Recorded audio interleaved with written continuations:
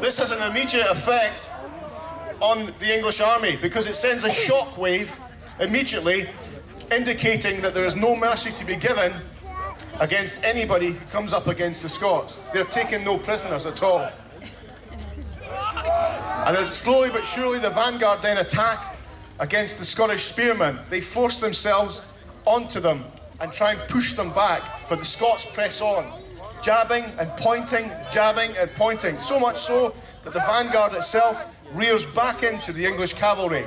Horses go down, there's confusion, there's no leadership.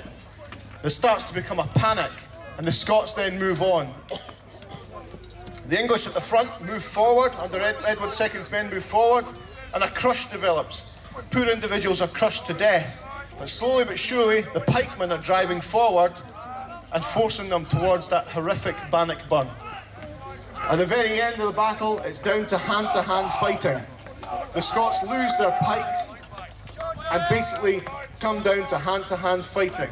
This is what we're about to witness here. Big hand for what's left of the army of Edward II. Big hand for what's...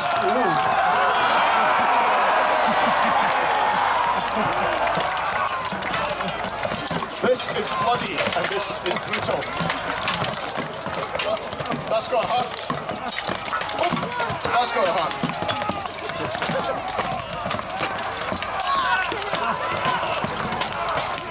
The two armies clash. It's really down to the nitty-gritty of hand-to-hand fighting here.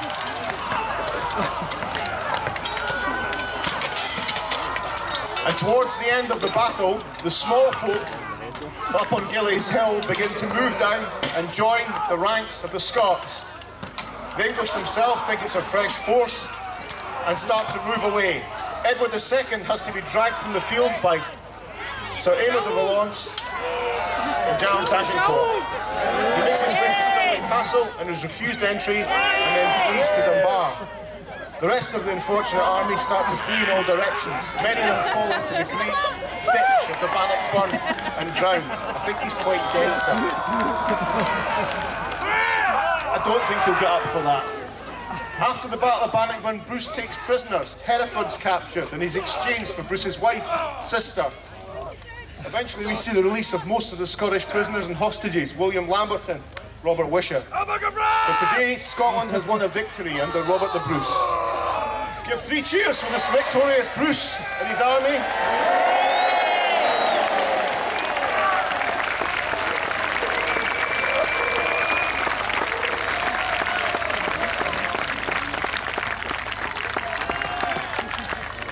Okay, I think the dead can rise. Ladies and gentlemen, a big hand for all these reenactors and living historians. From the Clonranald Trust, Historic Saltire, Swords of Daliada, and many others. A big hand to many of them who've travelled far and wide to entertain you.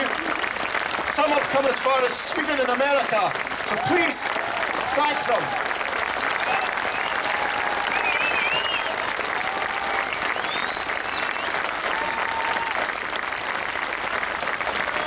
And on behalf of the reenactors, we want to thank you for coming to this great event on this great ground. We want to thank you for queuing up and coming here. It's very much appreciated, and we feel privileged to be here. There are a great many other activities going on this afternoon.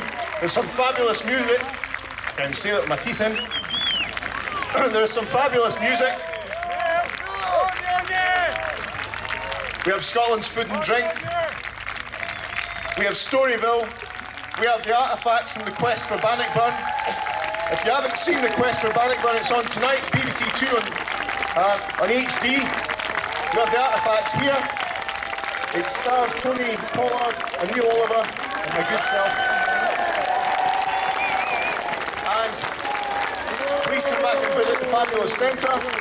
But in the meantime, if we can ask you just to hold off until the horses are out of the arena, but we'll let Bruce do his bit.